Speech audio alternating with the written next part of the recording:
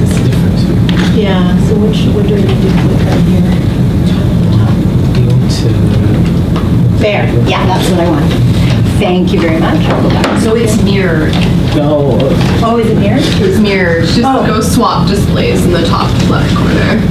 Whoa. Swap displays comes up. No? Okay, now it's Yeah. okay. Yay! Excellent. That's super. So nice to see everybody again. I hope this is going well. It sounds like it is. Are you getting lots of out of it? Are you enjoying it? I know that it's been also helpful for getting to know each other a little bit better. You know, when you're confined to a small space, day in and day out, you kind of are forced to get to know each other. But that's actually really forced. Awesome. So Celia asked me to talk a little bit with you guys about time management. And I've put here, the bad news is time flies, the good news is you're the pilot, okay? So I just wanted to ask you guys why we care about this. Like, you know, people are always talking about time management, who cares, right? Like, what's the big deal? Because I never seem to have enough. Right, so that's one of the biggest things is people never seem to have enough time, and so they feel like if they could structure their time better, then they would feel that they had enough time. Okay, anything else? There's a lot of important things that need to be done, and so part of time management is prioritizing what you're doing, like in what order you're doing things. Absolutely, absolutely. And how do you feel when you don't manage time well? Much more stress than you need to. Not good, right? You feel stressed, you feel like you're not productive, right? You might not feel happy, you feel like you're neglecting things that you shouldn't be neglecting, those kinds of things. So it really is something that's extremely, extremely important. I'm going to skip about myself because I presented it to you guys last time I was here, so... I think it's a touch screen. Oh, I can touch it? That would be very cool. So today, I just wanted, the overarching objectives are going to be know yourself and identify the many roles you take on a resident. So first of all, you have to decide, you know, who am I, what's important to me, right? And then you have to sort of self-reflect a little bit and talk about what wastes your time. Like, take stock of your time. What's a time waster for you? And what are your top goals, your professional and personal goals? Because that really helps to decide how you're going to manage your time. And then identify those strategies that will help you waste less time and achieve those goals. That's really the objectives here. So key points, you're the most important component, right? You can have lots of other things going on, but you're the most important component in terms of managing your time. Technology can help. You guys have probably seen all kinds of apps that you can have, you know, some that make you more productive by listening to specific kinds of music, or ones that sort of allow you to make lists, ones that prompt you in terms of, you know, how much time you're spending in a certain area. There's lots of technology out there that can help. Reflection and feedback provide insight. So after you've taken, after you've taken stock of your, you know, your time, etc., you've got all this technology, if you reflect and say, okay, is this really where I want to be? Does this align with my values? Does this align with my goals, etc.? So constantly sort of looking back and reflecting is really going to help you with insight. And then these things do get better over time, right? If you practice it, it's going to get better, right? It's not one of those things that you either got it or you don't, right? It's, if you practice it, it's going to get better. So know yourself. Do you need more sleep or less sleep? What's your most productive time of day? For some people, it's early morning. For some people, it's late at night. Some people, it's early evening, it's afternoon. What are your hobbies? Who makes up your home unit and who depends on you? Is exercise an important part of your life? Do you have other work or volunteer commitments that you feel are important to you? And what are your long-term goals? So recognizing that there's a lot of short-term things that we do, but you always got to keep that long-term goal in mind, right? Where am I headed? Where am I going? Which is really, really important. So I want you guys to take a few minutes. I've got a couple of things to just look at sort of what your personal strengths are, what your personal goals are, what your values are, and by writing it down, see if those align. Okay? So we'll take about 10 minutes to just sort of, and this is for your, I'm not keeping this. This is your personal stuff. So you can, be as reflective or as blunt as you want. I'm not taking them into our further. Just the first page or all three? All three. Okay. Yeah. You didn't got one? Oh, yeah. sorry. No, it's okay. It's you. We got it. Sorry. That was very cool. That's fine.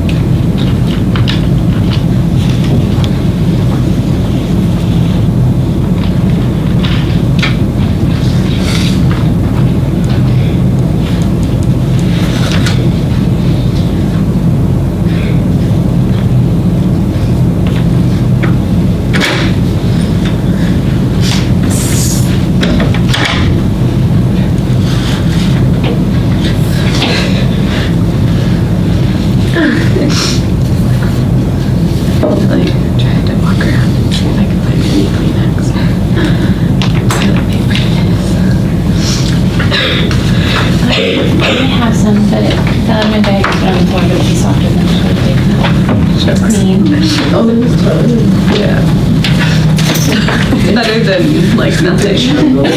Also, like, this is my small. Like I brought this in. I know, Oh, that's I'm really fine. We have a nice- Oh no, that's fine. So, yeah, we're like also thinking sexual quartering. Quarantine, you guys. We're straight to the releases. You guys don't have to be exhaustive on this list, like just things that come to mind right away, things that are sort of right at the forefront. No deep thought. I don't know. Well, they are right, but in a we all have kind of an idea about them and kind of lingering there, you know. I love how during an interview we have these ready and I'm like, oh my god, I have no strength. Yeah. On how easily they came up with improvements over their strengths. How quickly.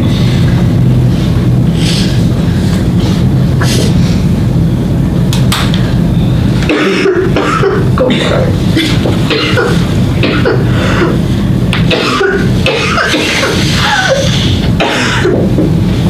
Robin, I feel for you every time you cough.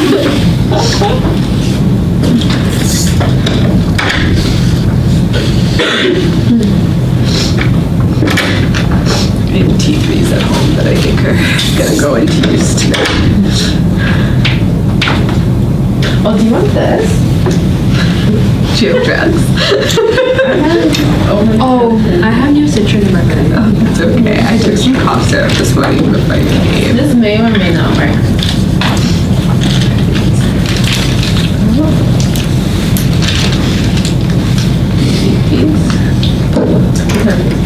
But like it's very strongly flavored licorice powder. It'll be good for you. I don't know if I can have licorice though. Why not? Licorice powder. It's a legume. Gluten. But it depends, like, if it's, Is like, it like candy licorice. I know, or is it like licorice powder? But, like, licorice, like, the herb, doesn't, I don't think. Like, that's the last thing I need on top of this. Get glutened. Well intentioned.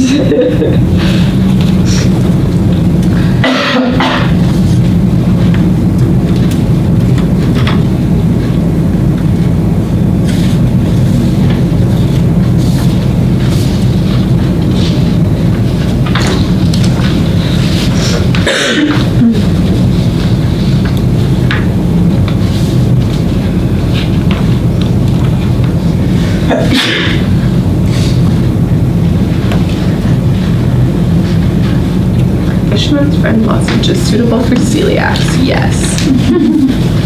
Perfect. Are you sure you're okay with me opening this? Oh yeah.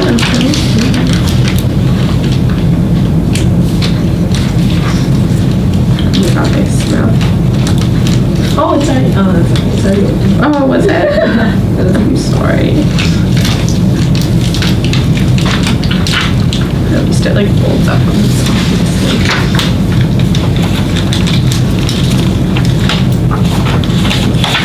Can I see your bio? Sorry.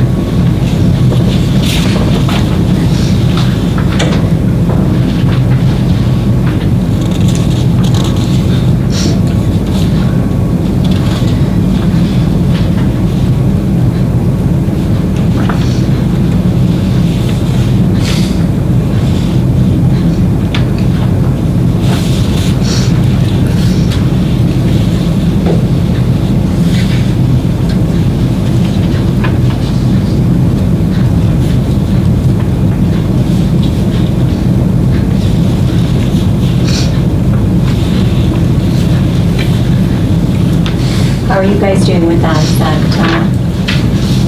It's hard. That's challenging. Yeah. The last page is really identifying whether your values and things align. So you don't have to be exhaustive and write anything on there. It's really the first two pages that sort of pose some thought in terms of, you know, what you feel your personal strengths are, professional strengths, et cetera, et cetera. Any surprises, you guys, when you're filling that out?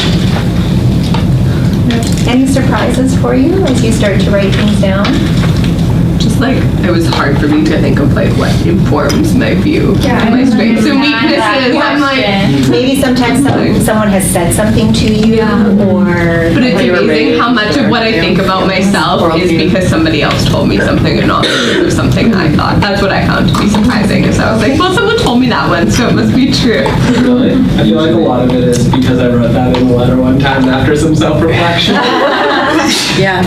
But that's important because either somebody tells you or you come to that conclusion based on self-reflection, right? And that's the piece that you can't control what other people are saying, but you certainly can control your own thoughts and your ability to self-reflect. And that's a really key part of all of this, is that ability to take stock and self-reflect a little bit on yourself. Okay.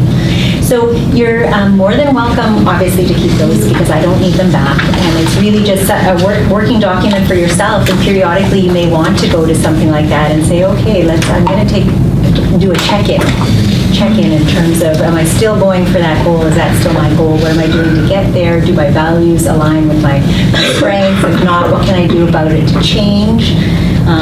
Right?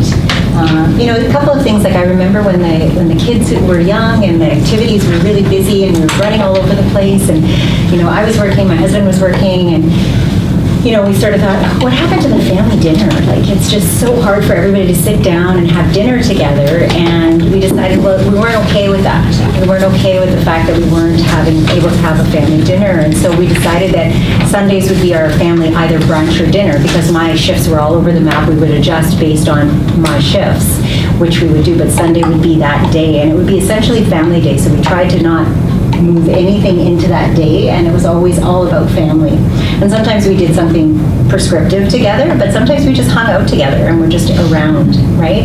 And that made us both feel a lot better, but we had to make that deliberate change because it was getting away from us. Like, we felt like we weren't in control of that time. So it's important to sort of go back and reflect frequently. So I just put that up for Kentucky. So many roles. So you can see that as a resident, there's lots of things that you have roles in. You may have family life and relationships, you may be doing some research, of course, work, your normal work duties as a resident. You may be studying. You may have some other extracurriculars. Some people are musicians. Some people do an extra sport, whatever. And then, your well-being and stuff that you're responsible for, housework, personal time, socializing with friends and things like that. So there's a lot on your plate, right? So I think it's important to also be very specific about your roles. So what are your roles in life? Like, who depends on you? So I want you guys to just list some people that depend on you and what are your specific roles as you see them right now.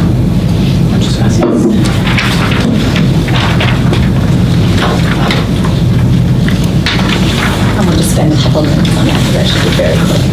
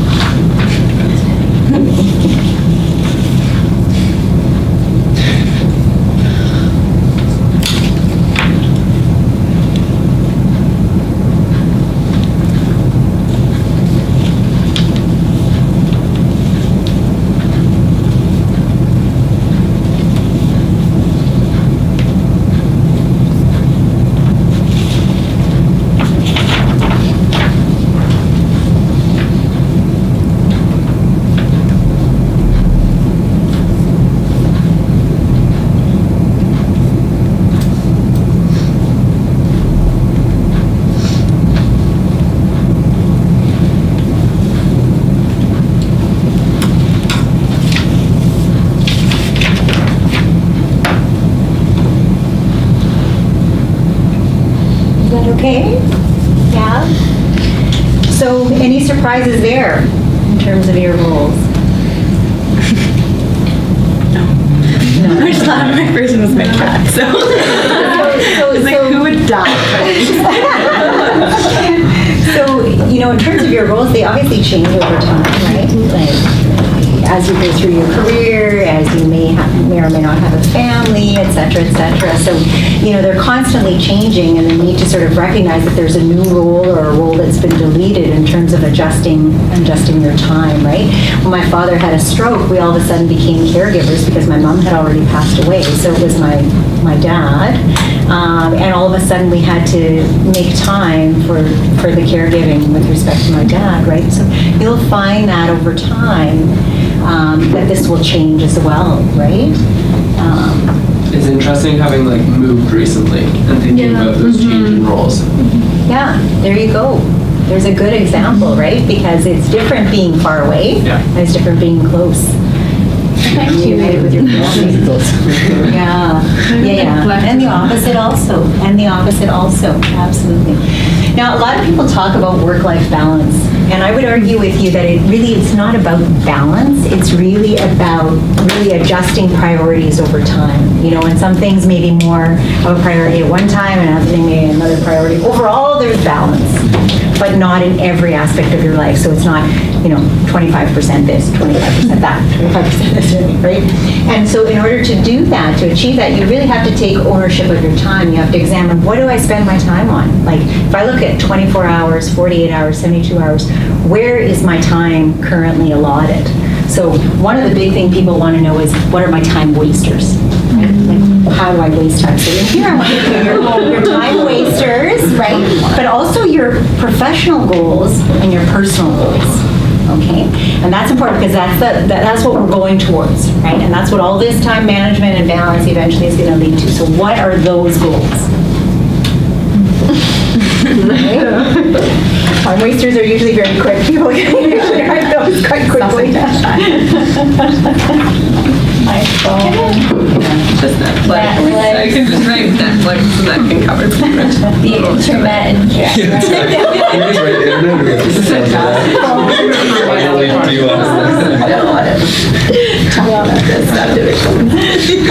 Meme, guys. It's just so much meme.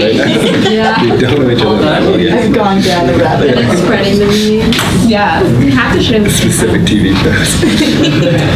that a meme and you don't share it to We're good there right now is we're making mini series instead of multiple seasons.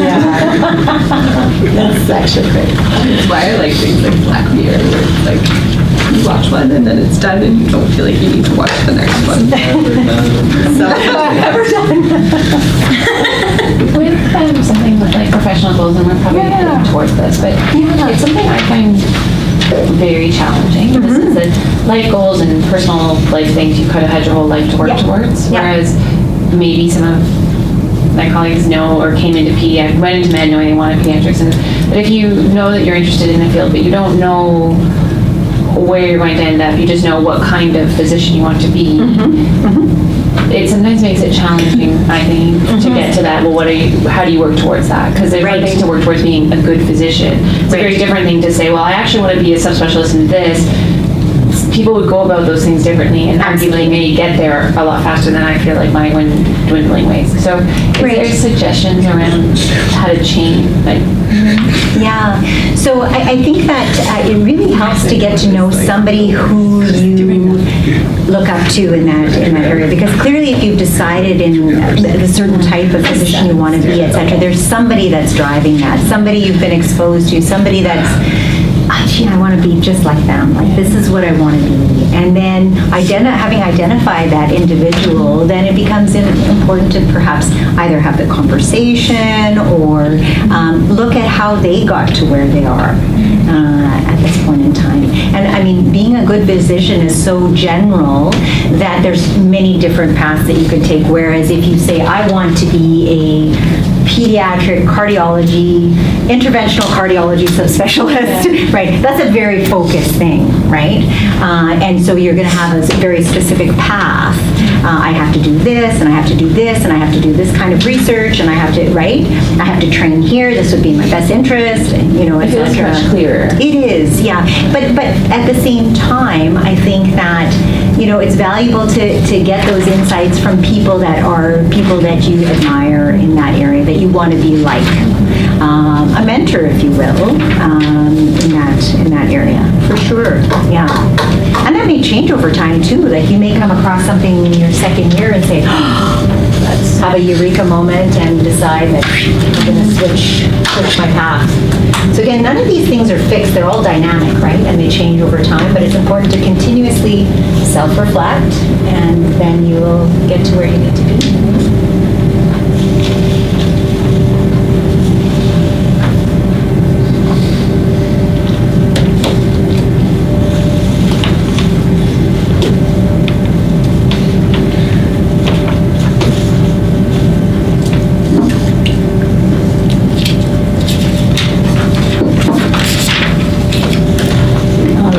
About the top time wasters. Share. Instagram. Okay. Yeah. And TV shows. TV shows, okay. Literally just doing nothing. It sounds really lame, but like sometimes I'll just like sit and Lounge. just do nothing. Like nothing. What am I doing?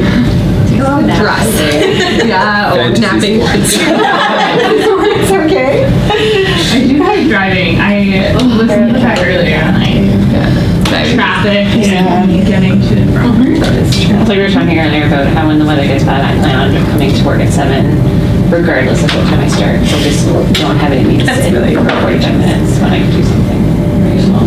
Right. What about procrastination? I was gonna say, Multitasking. Track here. I wrote walk, yeah, I Or wrote that's just like The result. So you know It's you've got going around. something by for whatever reason you can't motivate yourself, you can't get yourself in that space. But all those other things happen while you're procrastinating. They're already on No, yes, exactly. Like it's really, that's a very frustrating part, right? No, it's And we true, know- but when you're procrastinating, sometimes you'll do those things more than when like, But like my clothes are never cleaner than when I'm trying to procrastinate or something. Like, you know, like my apartment is clean. Oh, I bake when I'm procrastinating. Yeah. Let me know when that's happening, please. Absolutely. And what about your professional and personal goals? Was that easy, hard? it's hard. My number one is employed. That's a shooting stars. Yeah. Good. So these things are all things that you can do on your own over time, and just, you know, in your moments of self-reflection and thinking over time, etc. So Mark Twain had something interesting to say about procrastination. You know, if you have to eat a live frog, it's best to do it first thing in the morning. Nothing worse will happen to you for the rest of the day. Meaning, if you've got a really difficult task that you have to go through, or something that's going to take a lot of your time, get it out of the way. Like, tackle it first. Don't say, oh, I'm going to do this, and if I have time, I'll get to that, right? And if you have to eat 2 frogs, eat the ugliest one first. So it's another way of saying if you have 2 important tasks, always start with the biggest, the hardest, the most important. And Pareto, you guys have probably heard, I don't know if you guys have, you know, been involved in business at all at any point in time, or you know, this was an economist who sort of coined this 80-20 rule, and what he was really saying is, he noticed that 80% of the land in England was owned by 20% of the population, but what he was saying, what it's been applied to is that, you know, 20% of the things you do will give you 80% of what you achieve. So choosing those 20% really carefully becomes really important. So that 20% that you're spending time on, that's going to give you the 80%, so the biggest bang for your buck, right? So then just more of the 80-20. So what's the 20% of your time or work that you should focus on, okay? Parkinson was another economist, and he derived his dictum from the British Civil Service, but he also said, you know, human tendency is to spend effort and time on tasks that seem important rather than what is actually important. Right? So it seems important that I finish this, but is it really important that I finish it? And work expands to fill that time. You guys have probably seen the Covey's time matrix. Have you seen that before? Where we talk about, you know, what quadrant am I in? You know, there's things that are important and urgent, things that are important and not urgent, things that are not important and urgent, and things that are not important and not urgent. So these ones you have to do now. These ones you have control. You can decide when to do it. This one, like, get rid of it. Totally get rid of it. This one, delegate it to someone else so it gets done, but not necessarily by you. It seems like Right? this is like if you have control over some of these things, Yeah. which I feel like oftentimes I don't feel like I have control. Right, and there's some things you won't have control over, right? There's some things that are sort of fixed, and especially as a trainee and as a resident, there's certain things that you will not control, but within those things, there are things that you can control. So the idea is really that you focus on those things that you can control, and with the goal of, when you're eventually out in practice, taking more stock of that and being able to control more of those things, right? So yeah, it's not like you can do it 100% for sure at your level, but it's where we start. You probably started already, but it's where we start to move that. So again, this is called quality time.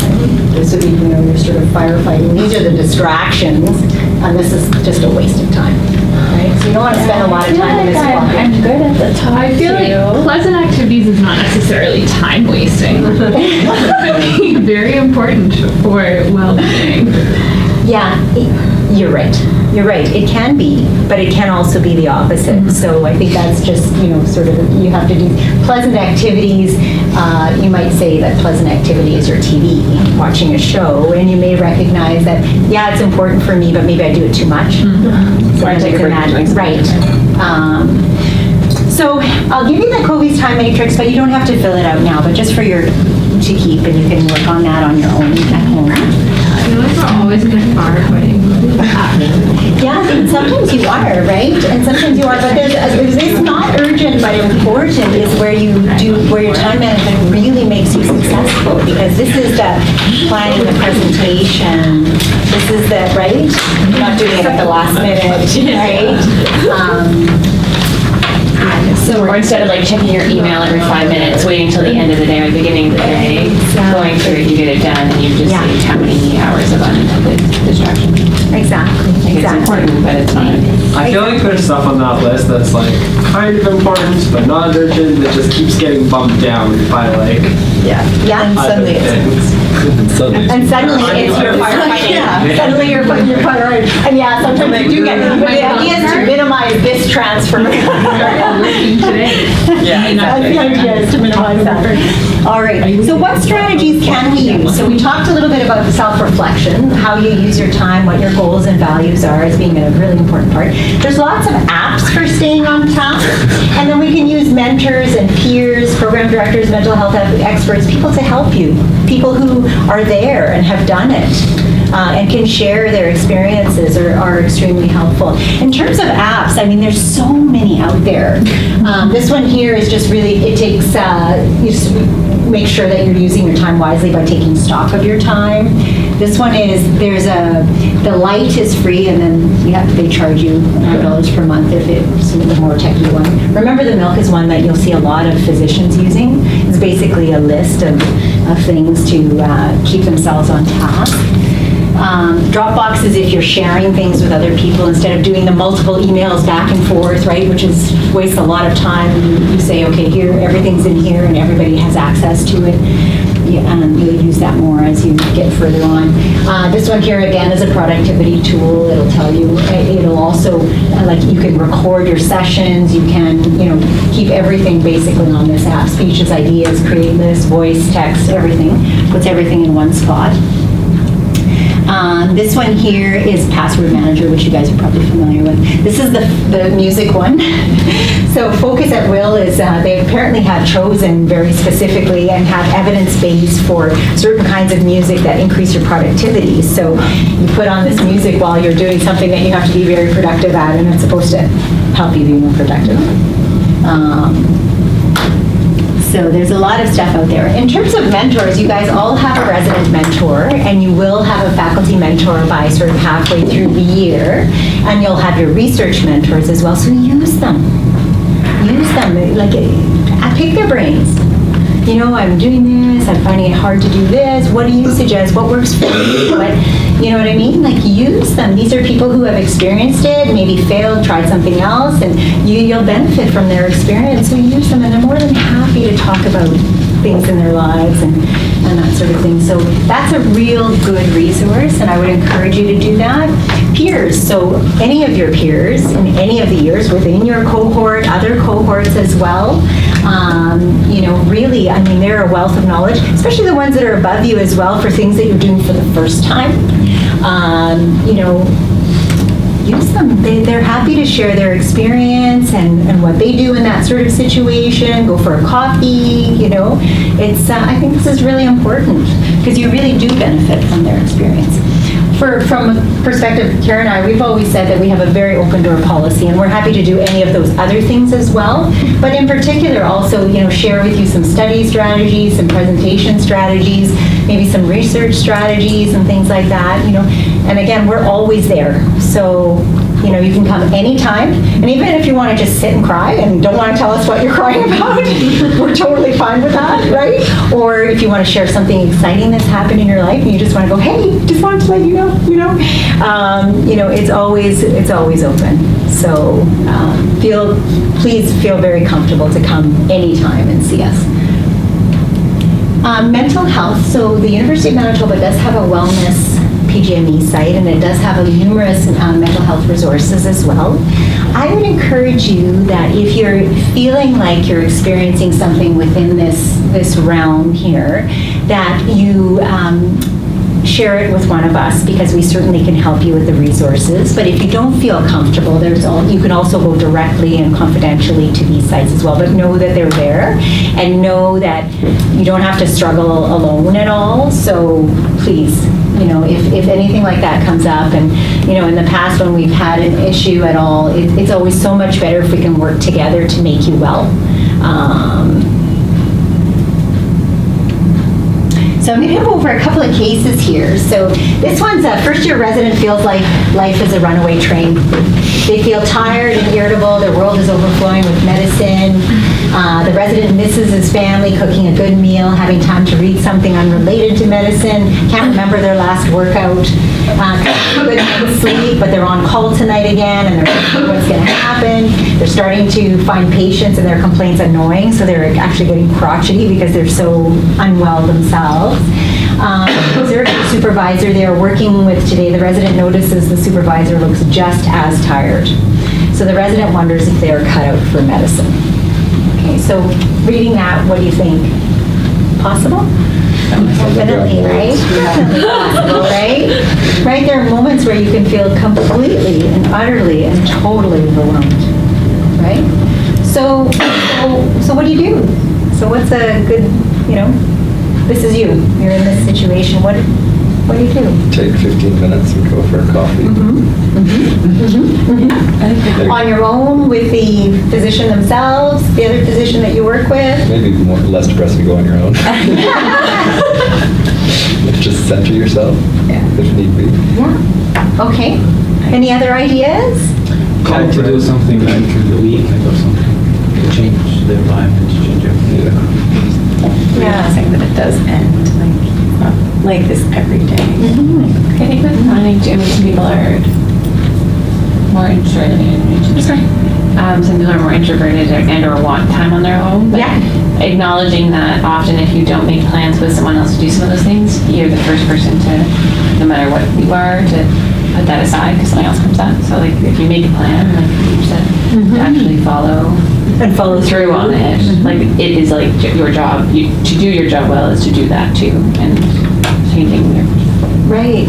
So it sounds like a couple of things. One, they miss their family. So maybe doing something with the family and dedicating time to the family will help in that situation. They, aren't sleeping well, so, making sure that they get a chance to exercise, maybe go for a walk or something like that, have a nice meeting, those kinds of things. So you're seeing that all these things that are happening that are kind of spiraling, right? So in this particular situation, because this is actually a real case, the resident did talk to the staff member that they respect. So not necessarily the staff member that they saw there that was out of control, but somebody that they respect. And they had a great conversation. He decided to take the weekend off medicine, spend some quality time with the family, and go for a run, see a movie, and to reflect on how they organize their week to see if they can work smarter the next week. So that last piece is sort of saying, okay, how can I change things now that I've had my breather and I feel like I've centered myself again? How do I change it so I'm not in that spiral again? How do I prevent myself from getting there? So he signs up for some time management, decides to drop one of the roles he's playing in the residency program, and focus on things that are more important to their well-being and career. So really just, sort of trying to sort of look at the different pieces of what's causing that out of control spiral and go from there. So I have a couple for you now. So Jenna is a PGY1 who's just started pediatric residency. In the last 2 months, she's failed to hand in her mentorship form. She doesn't respond to program emails, and her mailbox is frequently full. What might self-reflection yield for this resident, and what are some of the options for help? So what do you guys think? When she's self-reflecting, she might realize that her communication that she gets she doesn't respond to the communication. Or I think she doesn't feel her important impact or impacting her work. Absolutely, both of those are good points. Any other points? She's procrastinating sending emails. Does she know she has an email? Oh, yeah. So sometimes when you get a plethora of emails, don't you just sort of go, okay, and you don't answer them, you don't deal with them. So getting into that exercise of deal right away, archive, move, deal, and set a time to deal with at a later time becomes very, very important. The other thing is her mailbox is frequently full. Now, is that because she's not answering her emails, or could there be other things going on? She's probably getting a whole bunch of emails that don't matter, and then it's hard to filter through the ones that do matter. Right. So getting rid of those ones that are not important. Did that this summer. Unsubscribed from a whole bunch of things that I was just deleting when they were coming. Super, yeah. So that's something that's helpful. Also, you'll find that when you start here, the mailbox you're given is very small. So you have to call, a simple call to eHealth to say, can you expand my mailbox a little bit?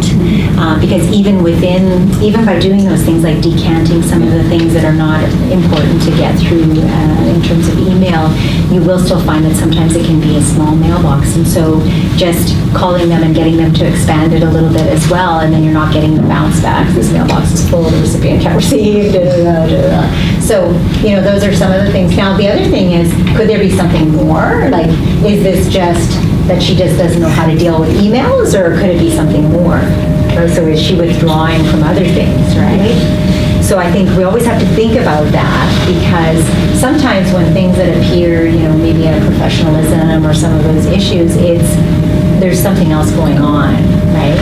Like maybe, I don't know, she just lost somebody important in her life, or had a significantly bad experience on the ward, and it really hit her, and she has not been able to escape from those feelings of that death or that sick child or something like that. So it's always really important to look big as well.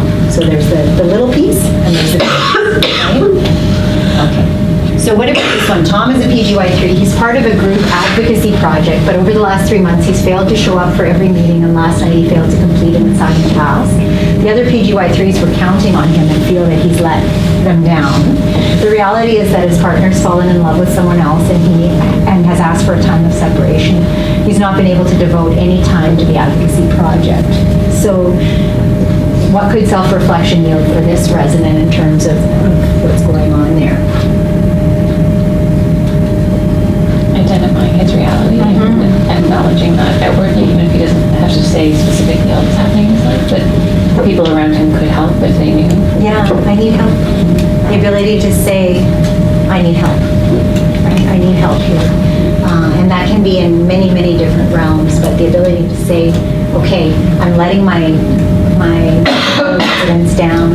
I'm, not completing the things that I need to do. Why is that? Well, I don't feel like it. I'm not motivated. I'm very sad. I'm very, And so the ability to say, hey, I need help, right? So that would be the major thing here. One thing that, not that it's unclear whether he like actually has like this is a huge time suck or whether he's just depressed and not able to do it. Yeah. But like clearly his priorities might not be aligned with some other people's priorities. But that's kind of a hard conversation to have. Like I actually don't think that this is that important to me right now, and I understand that that's kind of letting you guys down, but. Like, Well, there's a difference between like an advocacy project for fun versus an advocacy project for it's part of your program. Yeah. Because then you could say like, I agree, it might not be his priority, but ultimately he has to do it. So then maybe he has to check in with the program and say, you know what, I'm not going to get it done this year. Is that reasonable? What can I do? Yeah. We also But all yeah, your have point's well personal taken. lives, but things that have to get done. Yeah. If your personal life is interfering, like if you were the consultant and your personal life is that, and you're dropping things, you'd get sued or fired for your Right. job stuff. You just have to focus on the 8 hours or 10 or 12, and then deal with the other stuff after. And if you can't, then there's And if you can't, avenues yeah. for that too. Yeah. That's right. No, absolutely. Absolutely. Those are all good points.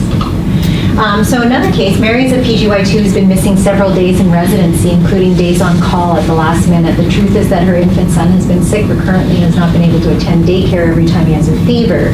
So as a result, she's had to stay home with him. In total, she's missed 15 days in 3 months and 5 calls, which is a huge, so she's not going to pass the rotation, right? If she's missing that amount of time. And not that anyone doesn't have feelings for her, but you got to do the job, right? So what are some of the things that she could do here to mitigate this? You need some support. Yeah. Okay, so supports, and that could be family if she has it. If it's not family, could be a backup nanny or babysitter of some sort, right? Absolutely. Maybe she needs time.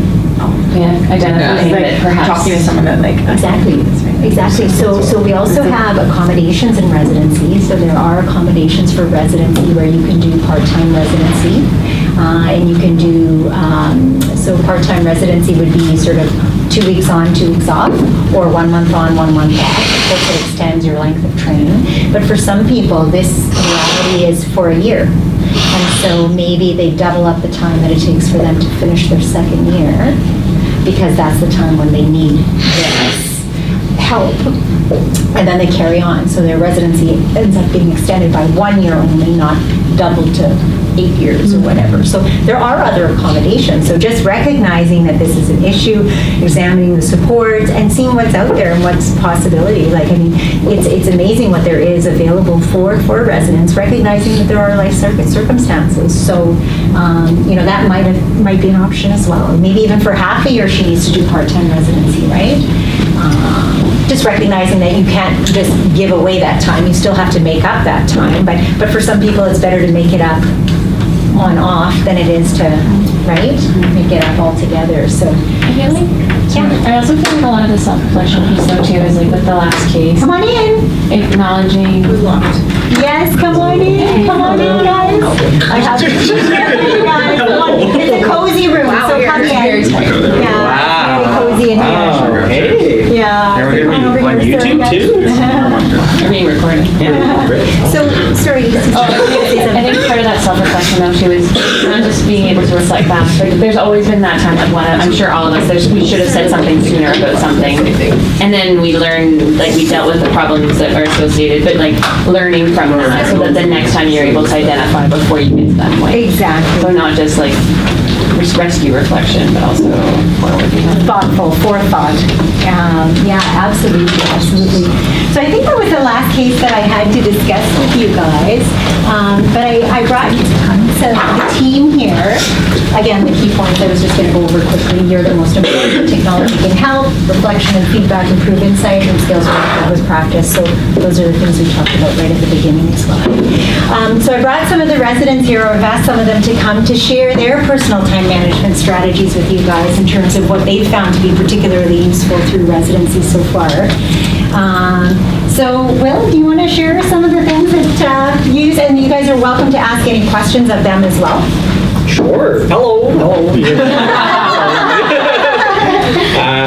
So I guess first off, there has to be some recognition that residency is going to be work. And so you have to put in some work. But it's also recognizing that there are some strategies where you can try to be a little bit more efficient when you're on awards, when you're on emerge, when you're on wherever, to be a little bit more efficient with your time. And so there were some things that I've definitely evolved over the course of the last 4 years that I found have helped. And so maybe like I'll speak with a couple of them and then you can tag in if you want. But the first thing is to make sure that I made sure that I had a hobby, right? So I came in, and you guys know about the food blog and all that, so that was my thing. But also recognizing that you don't want to go too far. Sometimes some of the things that you guys did, some of the things that I did before coming into residency, I had to prioritize and say this was the most important thing that I'd like to keep. This is the absolute that I want to maintain. And for me, that was like, you know, a culinary scene, going out to eat, stuff like that. That was my outlet. And so I wanted to ensure that I had built that into every week. And so that means when I'm even when I'm on boards, I try to go out once or twice a week. And for me, it was trying a new restaurant.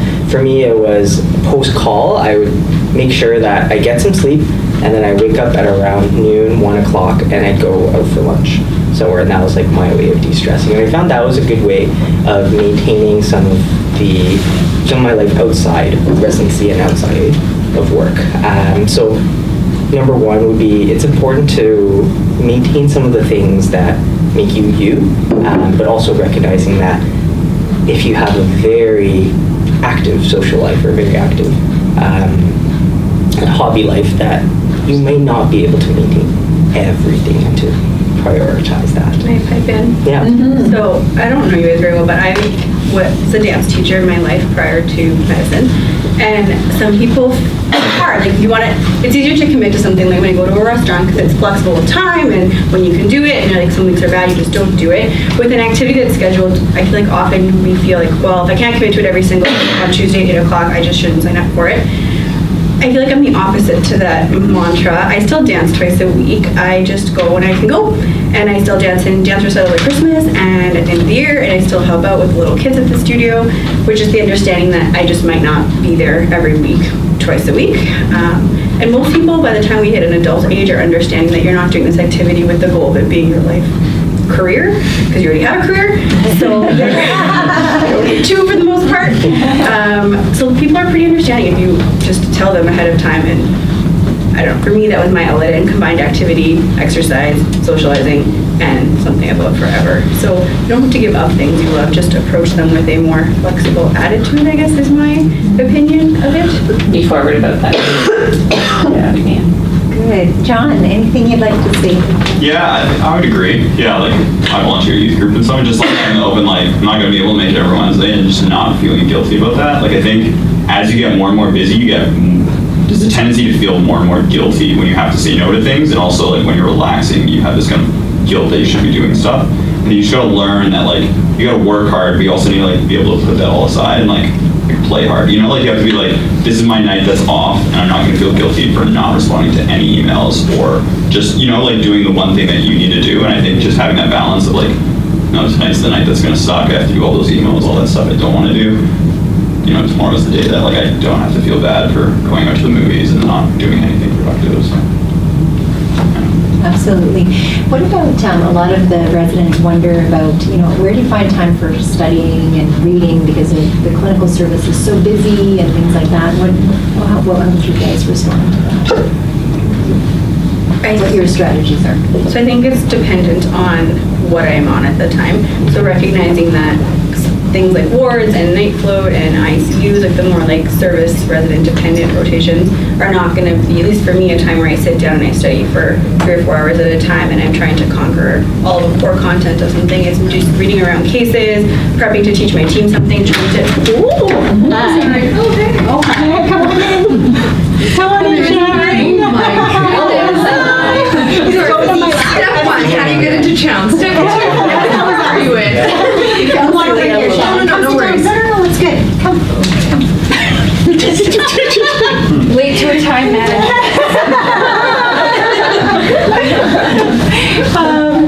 No, it's also, we just shared the residents at just shared a little bit about managing to keep some of their, how important it was to keep some of their outside interests, but to recognize that maybe they couldn't do it as comprehensively as they had done it before, or not as many. And then Rosanna was just sharing some ideas about studying, you know, how she finds time to study and how she structures study time, that sort of thing. So any comments you have on that? Or? I would say that you're going to have to start to learn how to say no to some things that you used to say yes to a lot and used to be able to fit into your time. And for me, I hate just doing a whole bunch of things not very well. And so I had to just pick and choose what things am I going to start to really focus my attention on rather than trying to do a whole bunch of things kind of half.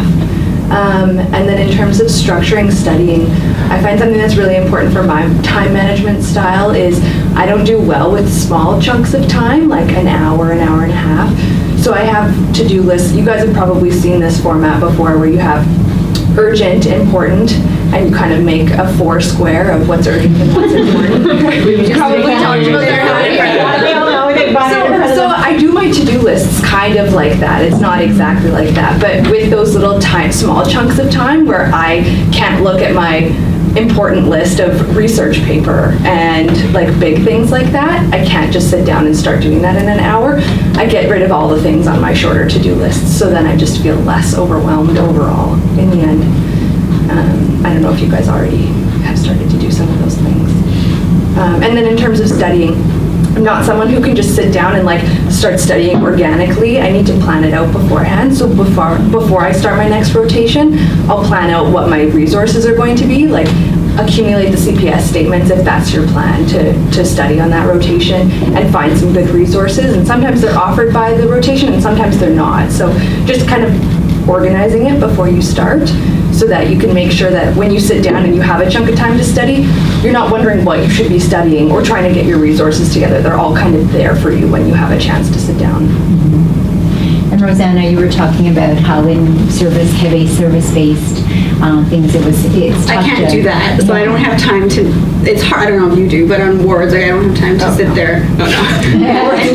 But I don't try to write it off as a whole month where I'm not going to learn anything. So I just try to pick it actually based on what's on the ward, but still trying to pick things if I'm going to teach my team that I'm still going to learn something from. So trying to make use of more of that, okay, I mean, I have an hour tonight before I'm too tired to keep my eyes open. So I'm just going to use that hour to pick something like short and focused. So not an entire approach to, I don't know, like a GI bleed, because that's a huge topic, but I try to pick more like focused things when I'm on a heavy rotation. Yeah. I think for me, it was, I try to focus on high yield topics and high yield resources, and some of the difficulty I had initially was like, where do I find these really high yield stuff?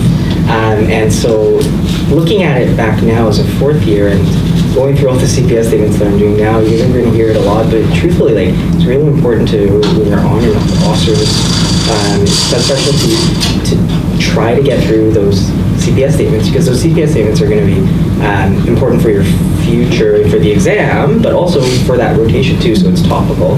And then I found using Peds in Review was really good in terms of just a general overview of a specific topic, and then using Up-to-Date. And there's sometimes I found I'm the same way. Usually there's like a half hour, 45 minute during a day that I wasn't really utilizing that well. I was watching maybe YouTube or like just wasting it. But a quick way to go to try to make use of that time is there's these prep questions. You guys all have AP memberships, really, and so you guys can go into the prep questions. There's about 500 per year or so, and you have access to the last 3 or 4 years of questions. Go through like 10 of them, 15 of them, right? And then that way you get immediate feedback after you answer a question, and it's a good way. And they're usually quite topical and Gen Peds related, so that would be a good way to try. So what he's saying is that when you answer the question, they'll have a drop down at the bottom, and it'll describe why a question is right or an answer is right or not, with fairly comprehensive answers there. So it's actually a learning thing as you're doing. It's not just that you're learning which ones you got right or wrong and what you need to read about, but it actually talks about it. So it's actually really good that way. No, I was just saying we don't have those memberships yet. Oh, okay. You should. Yeah, you do. They were paid for already. But we just don't have access to them yet, because I'm an AP person and I emailed her about it. It's his fault. because we just got Okay. CPS today.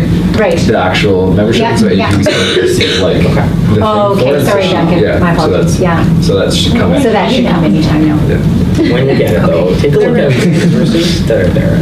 They're good resources. And they like, they'll answer, so they'll say like, here's the answer, and they go through each of the ones. But at the bottom, they often link to really good papers. Yes. Like at the bottom, so then as I go through, I just save all of those papers. I feel like John, you should talk about your organization of CPS and your This is a very good idea. It's insane. Well, no, so like I'm similar to Shannon, maybe. Well, I don't know if I. So what I don't have time to look it up before, so I just like spent, I don't know, it probably took me like 8 hours or something, not that long. But I just downloaded all the AAP articles in the last 10